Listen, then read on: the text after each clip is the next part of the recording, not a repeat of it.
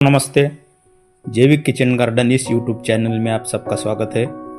मित्रों, बागवानी की जानकारी के लिए आप हमारा यूट्यूब चैनल सब्सक्राइब करें ताकि आपको जो बागवानी के संबंधित मैं रोज वीडियो बनाता हूँ उसकी जानकारी मिलती रहेगी। मित्रों, आज हम जानकारी लेंगे आम का जो गुठली रहता है उससे कलम बनाने के लिए उस गुठली को कैसे ग्रो करते हैं। मित्रों देखिए, मेरे पास विविध वैरायटी के पेड़ लगे हुए हैं। केसर है, पूसा लालिमा है, पूसा अरुणिका है, सेंसेशन है,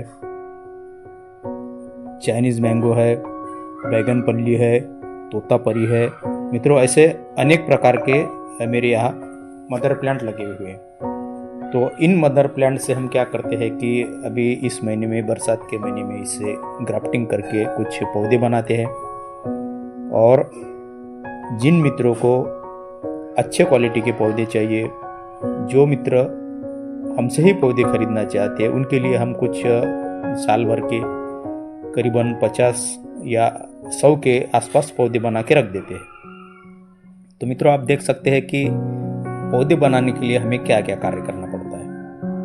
मित्रों, आप देख सकते हैं कि यह जो देसी आम रहते हैं, उन आमों की जो गुठलियाँ रहती है, उन गुठलियों को इकट्ठा करना पड़ता है।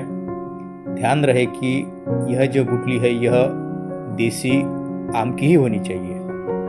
यह अगर हाइब्रिड वैरायटी के आम की गुठली अगर रहेगी तो इसमें कलम सक्सेस नहीं होगी। इसके लिए हमारे जो महाराष्ट्र में देसी आम के पेड़ है, उन आमों की जो गुठलियाँ रहती है, उन गुठलियों को हम इकट्ठा करके रख देते हैं। और जब मानसून आता है तो उस टाइम क्या करते हैं, उन गुठलियों को हम ट्राइकोडर्मा पाउडर और नीम ऑयल के पानी से अच्छे से धो लेते हैं और उसमें उसका बीज उपचारित करते हैं।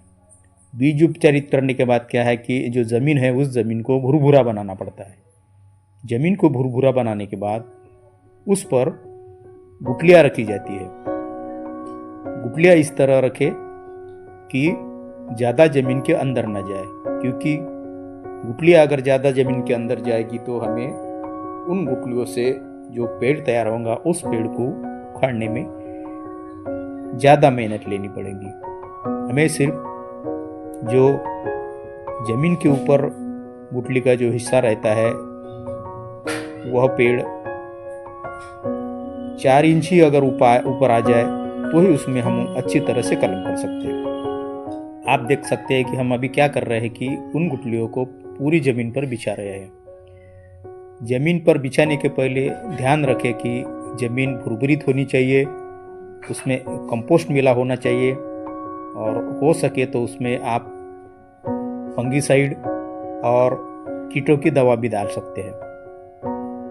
ये सब करने के बाद आपको क्या करना है कि यह ध्यान रखना है कि आपके एरिया में लगातार 3-4 दिन गुठली बिछाने के बाद उस पर बारिश हो जाए ताकि अच्छे से वो ग्रो हो जाए। और मित्रों देखिए, जैसे कि हमारा विदर्भ का जो मौसम है, यहाँ ज़्यादा बरसात नहीं होती है, इस कारण हमारे इधर ज़्यादा कलम बनाना नामुमकिन है।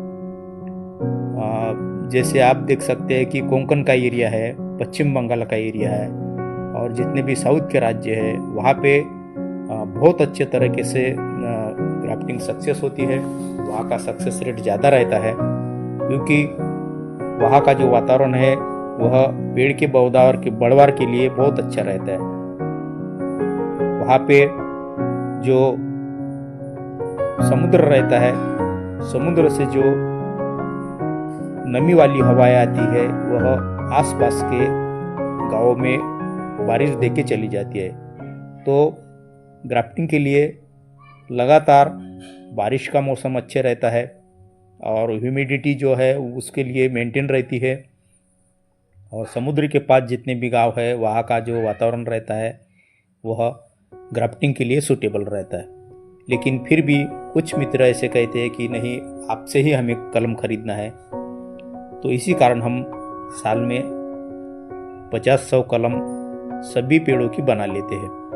मित्रों, आप देख सकते हैं यह ऐसा जो गुठलियाँ रहती है बिछाने के बाद क्या करना है कि उन गुठलियों के ऊपर मिट्टी नहीं डालना है। उन गुठलियों के ऊपर आपको क्या करना है कि जो सूखा कचरा रहता है उन कचरे के पत्तों को उस पर डाल देना है, क्योंकि कचरे के पत्ते में बहुत ही फास्ट इसकी ग्रोथ हो जाती है, बहुत जल्दी ग्रोथ हो जाती है। 15 दिन में इसका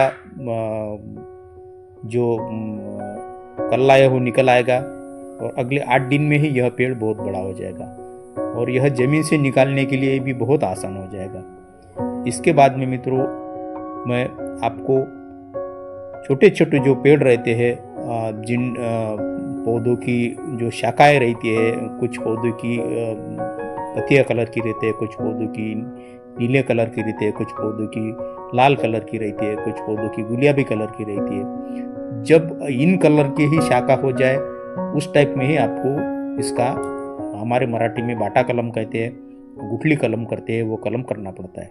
और यह कलम बहुत ही ज़्यादा मात्रा में सक्सेस होती है ताकि बड़े पेड़ पर कलम करना, और ये छोटे पौधे पर कलम करने के बाद इसकी जो ग्रोथ रहती है वह बहुत ही फास्ट रहती है और यह बहुत अच्छे से सक्सेस होती है। तो अगले वीडियो में मैं आपको बताऊंगा कि बाटा कलम कैसे करते हैं।